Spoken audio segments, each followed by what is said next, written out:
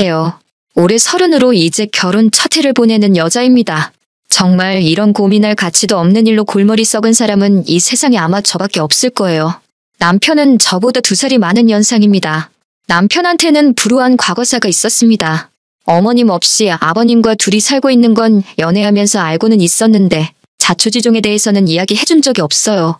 말하기 껄끄러워하는 것 같아서 자세한 부분에 대해서는 제가 먼저 물어본 적이 없어요.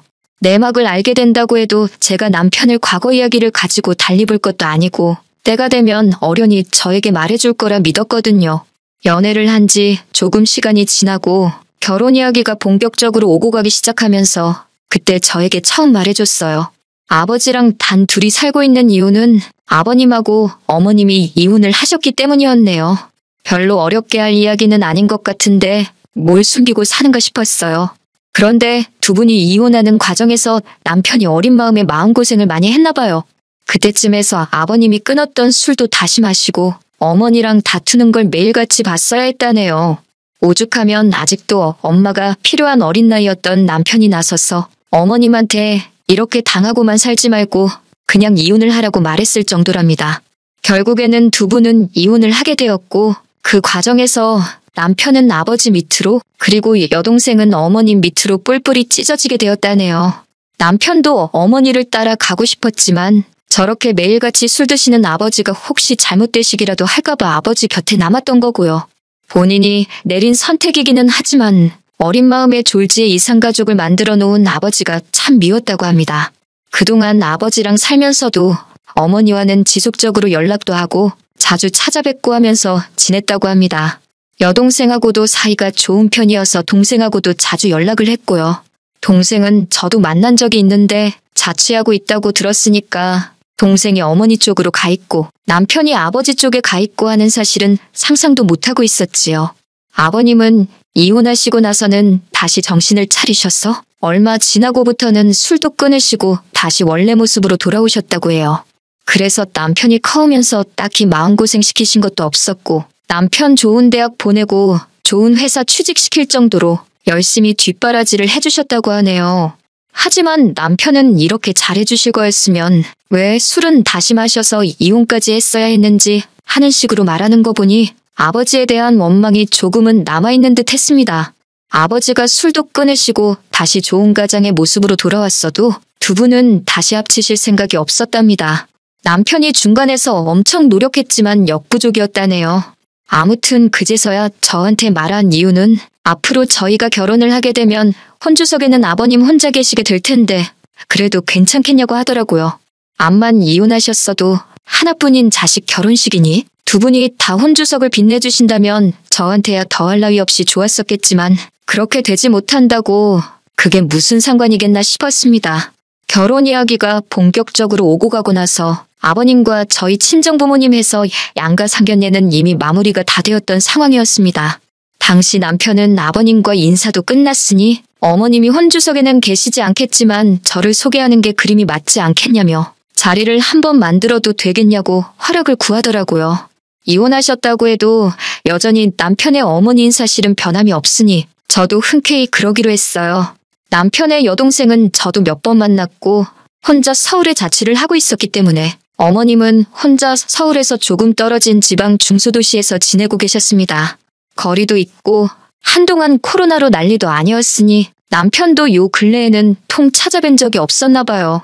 그 당시에 저에 대한 이야기를 따로 해준 적이 없었는지 어머님은 남편이 저를 결혼할 사람이라고 소개했을 때 많이 놀라는 눈치였습니다. 그리고 소개시킬 거면 미리 말을 해주지 그랬냐며 한마디 하셨어요. 조금 분위기 좋은 식당에서 만날 걸 그랬다고 하시더군요.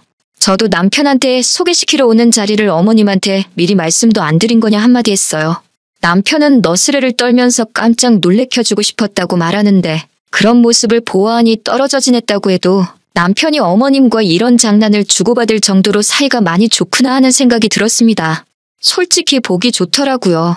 그런데 어머님하고 한참 식사를 하고 있는데 어머님이 이 자리에 한 분이 더 오셔도 되냐고 물어보더라고요. 남편이 누구시냐 물었는데 어머님도 똑같이 너희들 깜짝 놀래켜주고 싶으니 당신도 말을 안 해주겠다고 하셨습니다. 그리고 식당 안으로 어떤 남자분 한 명이 들어오는데 남편 표정이 살짝 굳어지는 걸 느꼈어요. 그리고 그때 사건이 터져버리고 말았네요. 어머님은 그 남자분을 저한테는 시아버지 되실 분이라고 소개를 해주더라고요. 그때 좀 혼란스러웠지요. 헷갈리니까 족보 이상하게 만들지 말고 제대로 정리하고 넘어가자고 말할 수도 없었고요. 자리가 자리였더니만큼 괜히 토달지 않고 그냥 넘어가려 했었어요.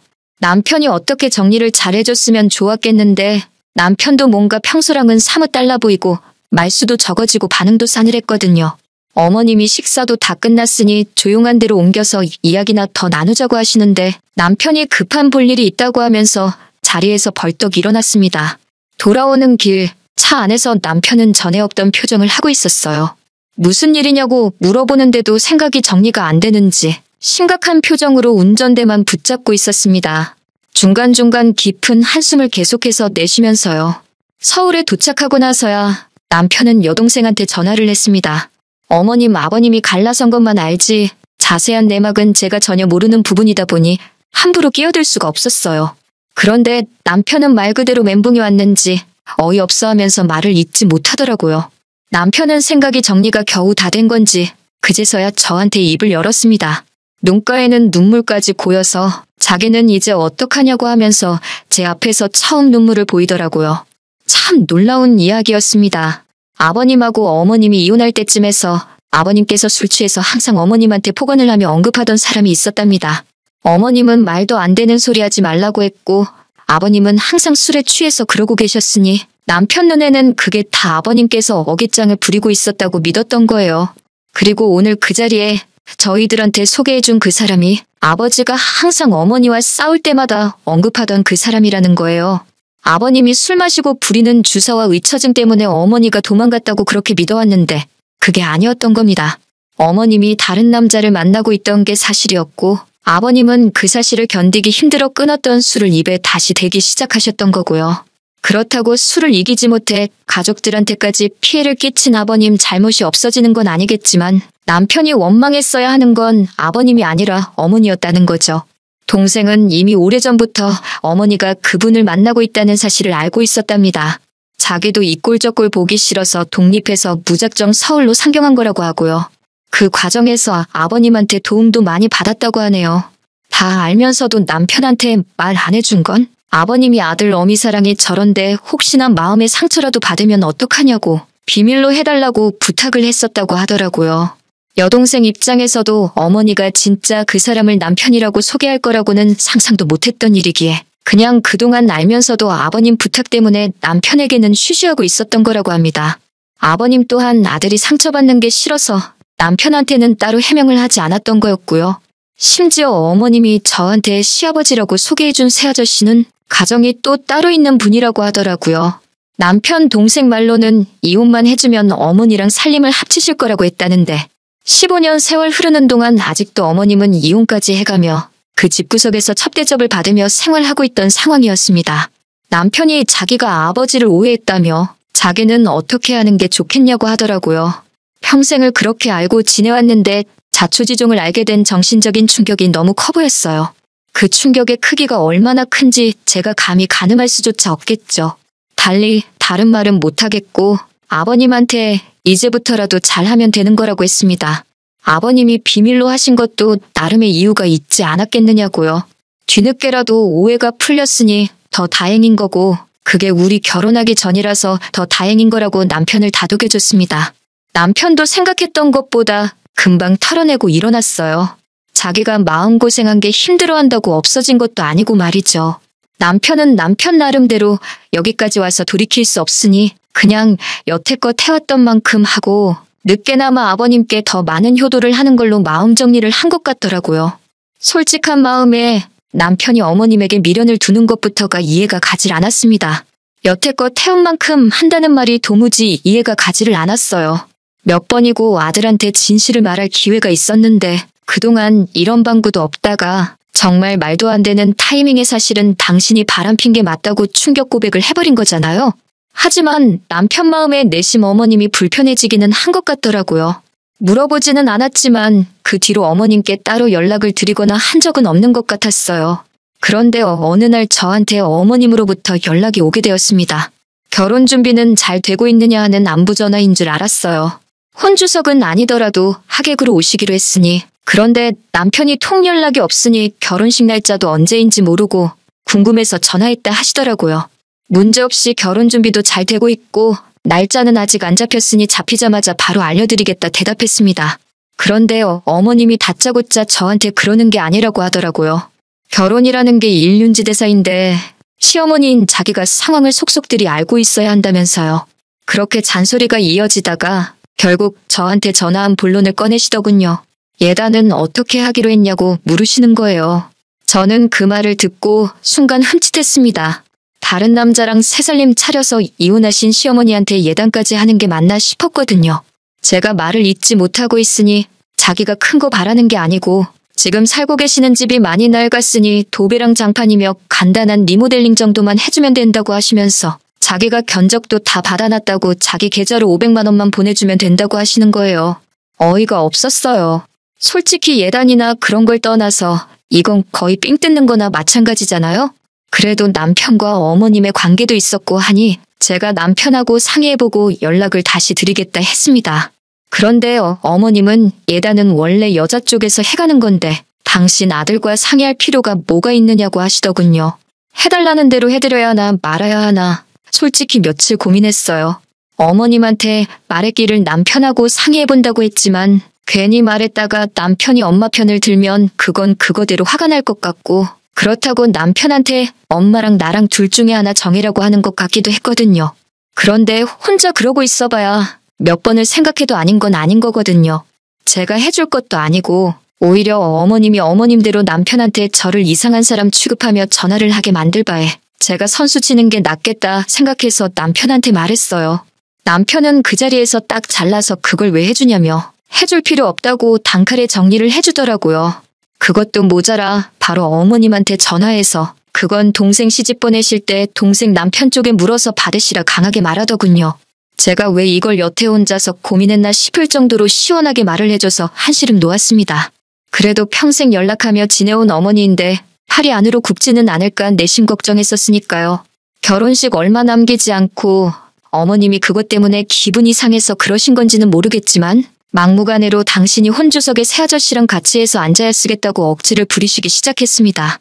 그래도 아들 결혼식인데 엄마가 당연히 혼주석에 앉아야지. 하객으로 부를 생각을 하느냐고 저희 보고도 생각이 짧다고 뭐라 하셨어요. 아버님까지 같이 해서 셋이서 앉아있으면 되는 거 아니냐고 억지를 부리시는데 남편도 이때는 속이 많이 상해 보였습니다. 그래도 어머니 과거 마음에 묻고 아무 일도 없었던 것처럼 살기로 마음먹었는데 들어주기 힘든 요구를 계속해서 해오시니까요. 결과적으로는 어머님의 요구는 받아들여지지 않았고 기어코 어머님은 아들 결혼식에 얼굴도 내비치지 않았습니다. 남편은 덤덤하게 넘어가려고 했지만 많이 아쉬워 보였어요. 아무튼 그렇게 저희는 결혼식을 무사하게 끝마치고 정식으로 부부가 되었지요. 그리고 얼마 전 추석 연휴가 시작하기 얼마 전의 일입니다. 결혼 후에 첫 추석이니 저희가 계획을 세우기를 첫날에는 아버님 댁에서 하루 보내고 둘째 날에는 친정에서 하루 보내고 나머지 날들은 집에서 푹 쉬는 걸로 나름대로 계획을 세우고 있었습니다. 그런데 갑자기 제 전화기가 울리는데 평소와 똑같은 벨소리였는데 그날따라 소리가 불길하게 느껴지더라고요. 안 좋은 예감은 틀리는 법이 없다더니 어머님한테서부터 걸려온 전화였습니다.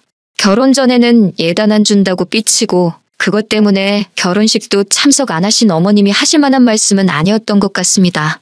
이번 추석의 명절 당일날 동생 데리고 같이 내려오라고 하시더군요. 그날은 남편하고 친정에 가기로 정했다고 그래서 못 찾아뵙겠다고 말씀드렸더니 저보고 그러는 거 아니라고 하시면서 양가를 똑같이 챙겨야 한다고 하시더라고요. 양가 똑같이 챙길 거라고 연휴 시작하면 아버님 댁에서 하루 보내고 명절 당일날에 친정에서 하루 보내기로 한 거다 하고 설명을 드렸죠. 그러니까 어머님이 여자는 명절 당일에 친정을 가는 거 아니라고 그러니까 친정에는 명절 다음날 가고 저희 보고 명절 당일에는 시댁으로 내려오라는 겁니다.